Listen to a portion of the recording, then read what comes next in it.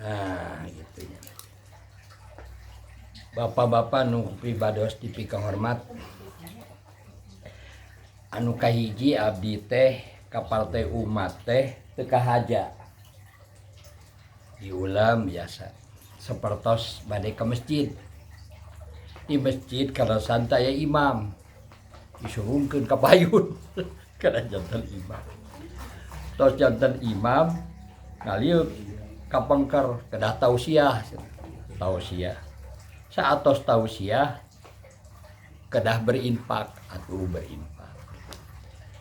Jadi di Partai Umat sasarangan sareng Pak Pak Somad ngawitan nya kadang ngukeun tiba-tiba jadi ketua 1 DPD Partai Umat, kantos jadi ketua Badan Pemenangan Pemilu Partai Umat. Bari teu ngartos teh segar. Namun ibu sapertos tadi dina doa, ya Allah berilah aku ilmu. Maka saya datang ke Pak Haji Yayat. Ya, Pak Haji Yayat atos 3 kali jantan anggota dewan. Pak Haji Yayat abdi nyuhungkeun petunjuk di Pak Haji Yayat kumargi abdi teh ari dina politik mah blank gitu nya. Gitu. Dina politik mah kirang kuningan. Saur Pak Haji Yayat teh, mangga sana Pak Ismail. Tepangannya Panario. Tepangan Panario. Taktos abi nepangan Panario. Subhanallah.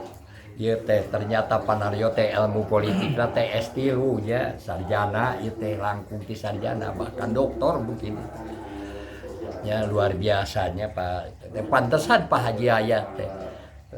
Si oreng anjeunna teh 3 kali janten tim sukses Pak Haji Yayat ti anu keneh. Alhamdulillah. Abi ngucapkeun syukur ka Allah Subhanahu wa taala.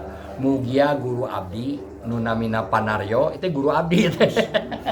Dina politik. Tugikeun ka abdi maka saya Panario kumaha Panario abdi mah bade jadi tukang ketik we. Pokoknya mah tahun anu diperintahkeun ku Panario ku abdi dikerjakeun. Kada ketik gitu sebagainya. Ya. Kumargi kehidupanana memang tidak terpikirkan tadinya itu ya masuk ke dunia politik itu karena seolah-olah sudah qadarullah saja, ini takdir dari Allah. Mudah-mudahan anu kahiji abdi tidak terobsesi gitu ingin jadi anggota dewan. Lamun mah jadi anggota dewan alhamdulillah tamah hadiah gitunya.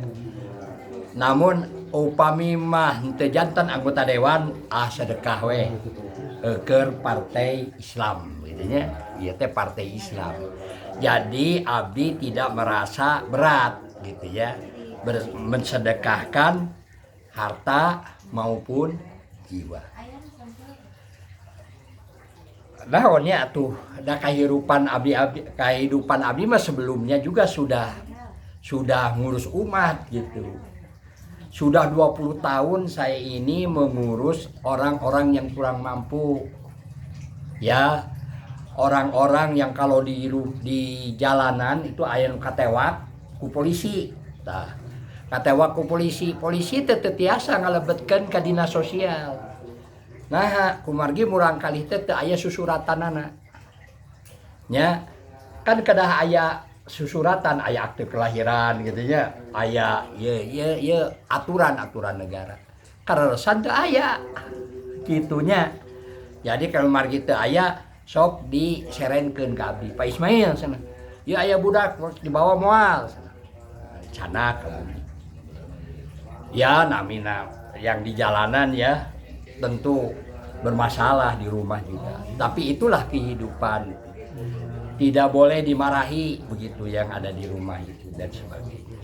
Nah itu yang pertama. Yang kedua, di rumah itu banyak orang-orang yang kurang mampu. Jumlahna teh aya 43. Jadi bapak-bapak orang yang kurang mampu sakola teh teu mudah teh. Keyakinannya harus kuat begitu. Ya, karena tidak percaya diri kan. Nah, jadi tidak mudah. Nah, itu masuk ke dunia abdi ya, didatangkan ke rumah begitu, maka mulai saya dibangun begitu kehidupannya ya. Dengan apa? Dengan Al-Qur'an. Karena setiap hari baca Al-Qur'an. Jadi mujizat Al-Qur'an itu orang yang tadinya bukan siapa-siapa menjadi ningrat baru dah, menjadi sarjana, lalu bisa mensejahterakan keluarganya dan sebagainya. Adakah kewajiban balas budi ka abdi? Teu aya. Kakarek sadar geus 2 tahun erek tidak anggota dewan. Paroho sarut cici pernah tinggal di rumah karena tidak pernah harus balas budi. Baik. Kalau sudah selesai ada 2 alternatif. Kalau jadi pegawai harus keluar. Kalau jadi pengusaha itu difasilitasi modalnya, difasilitasi mobilnya, rumahnya, kendaraannya semua difasilitasi sehingga usahanya tidak dari nol. Dan itulah kehidupan. Jadi kalau abdi jadi anggota dewan, ya apalagi kehidupannya begini, paling-paling memperbesar kemanfaatan diri abdi untuk bekal ke surga begitu ya. Begitu. Jadi insya Allah. Tapi apa program utama prioritas itu? Program prioritas utama itu adalah jangan sampai ya pendukung utama abdi begitu anaknya tidak melanjutkan pendidikan sampai S1 begitu. Nah ini jadi catatan, mangga aya YouTube nah. Jadi lebatkan karena YouTube ya. Begitu. Jangan sampai anaknya tidak sampai minimal melanjutkan ke S1. Atau yang belum mencapai ke paket ya ikutlah ya. Paket B, paket C begitu, lalu ke perguruan tinggi. Ayeuna tiasa ayeuna gimana we lebet kami. Ya, di bumi ya, tentu mereka sambil bekerja sambil melanjutkan pendidikan. Itu ya program. Lalu yang kedua apa? Yang kedua adalah karena kehidupan abdi di masjid ya, sehari-hari di masjid dah gitu. Bagaimana masjid itu bisa menjadi pusat kesejahteraan umat? Jadi masjid itu bukan hanya tempat sujud, tetapi juga bisa ada pengaruhnya terhadap anak-anak yang kurang mampu. Ada pengaruhnya terhadap orang-orang yang masuk ke perguruan tinggi.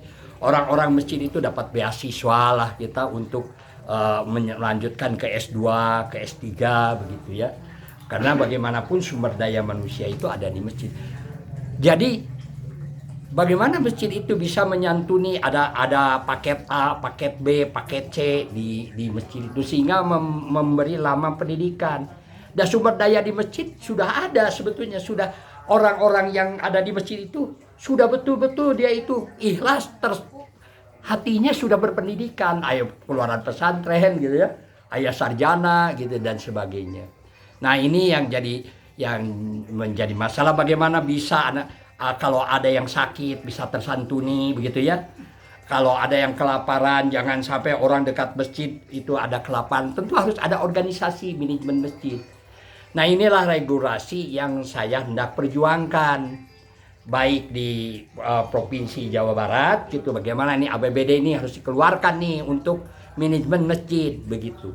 Nah jika ini terjadi ada pengeluaran dan manajemen masjid begitu ya, maka masjid bisa menjadi pusat kesejahteraan umat karena sudah banyak masjid itu lalu dibangun dengan keikhlasan swadaya masyarakat, sudah luar biasa orang-orang yang ada di sana.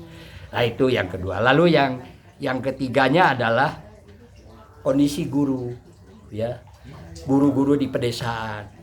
Ini guru di pedesaan ini bangunannya ada, kepala sekolahnya PNS-nya cuma 1, semuanya honorer, gajinya cuma 300 sampai 800 ribu. Ini bagaimana ini kondisi ini? Ya seperti orang memiskinkan atau menjadikan umat Islam itu bodoh semua gitu. Kenapa? Karena kan gurunya tidak dipenuhi dengan baik dan benar. Nah, inilah perjuangan saya prioritas. Yang lain-lain itu menyusul saja, menyusul saja. Tapi kalaulah Allah menakdirkan, ya Itu yang jadi tidak usah nantilah, sekarang saja kalau ada yang mau melanjutkan ke perguruan tinggi, sok aja ditanjut. Lebih-lebih kalau sudah jadi anggota dewan ya, duitnya banyak, punya kebijakan segala rupa, lebih mudah mengarahkan untuk menanggulangi anak-anak jalanan, ya begitu. Menanggulangi ibu-ibu yang di pedesaan berangkat rame-rame ke mana? Ke Arab Saudi, padahal kita makmur ya, makmur dan sebagainya. Banyak permasalahan bangsa ini karena lalu saya itu agak sedih juga, orang turun dari ini dari Arab gitu ya, bawa-bawa bayi begitu, begitu pulang kok bayinya tidak ada. Subhanallah, Allahu Akbar. Mudah-mudahan lah, kalaulah Allah menakdirkan begitu, Allah menyentuh hati rakyat, ya bisa memilih orang-orang yang seperti saya lah, bukan saya saja, tapi orang-orang yang memang mengabdi kepada Allah Subhanahu wa Ta'ala. Itu saja ya Bapak-bapak. Jadi memang Partai Umat ini lambangnya begini Pak, ada ini di Pancasila ya. Ini ternyata ini adalah tameng tauhid, tameng bagaimana partai ini menjaga moral bangsa begitu. Ini luar biasa ya, tameng, bukan hanya bintang aja kata ini bintang, tapi ini sebetulnya ada yang lebih dalam ya, bahwa Partai Umat itu adalah menjaga moral bangsa. Terutama sekarang ini program utama Pak Ridho Rahmadi itu adalah bagaimana anak-anak itu tidak kena sihir dari HP, yaitu dari mulai maghrib menjelang tidur. Karena kalau anak-anak itu dari maghrib menjelang tidur bermain HP, hal-hal yang tidak berguna, begitu bangun waktu fajar sudah tidak punya pikiran masa depan, karena sudah di brainstorming, sudah dicuci otaknya. Ya, dicuci otaknya begitu bangun fajar itu harusnya menyongsong fajar. Ini sudah ini, maka digalilah surat Wal Asri dengan surat Al-Falaq ya begitu. Jadi inilah bahayanya HP digital itu. Tapi kalau digunakan dengan tiga, umpamanya digunakan untuk mencari ilmu, digunakan untuk berpendapatan, digunakan untuk membuat perencanaan, waktu fajar bangun itu insya Allah masa depan ya.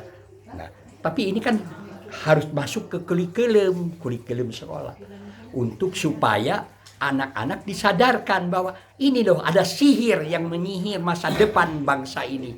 Ya, yang tidak disadari bahwa apabila HP ini digunakan dari mulai maghrib menjelang malam, maka begitu waktu fajar sudah kehilangan masa depan. Subhanallah, Allahu Akbar. Allahu Akbar, Allahu Akbar, Allahu Akbar. Merdeka. Wassalamualaikum warahmatullahi wabarakatuh.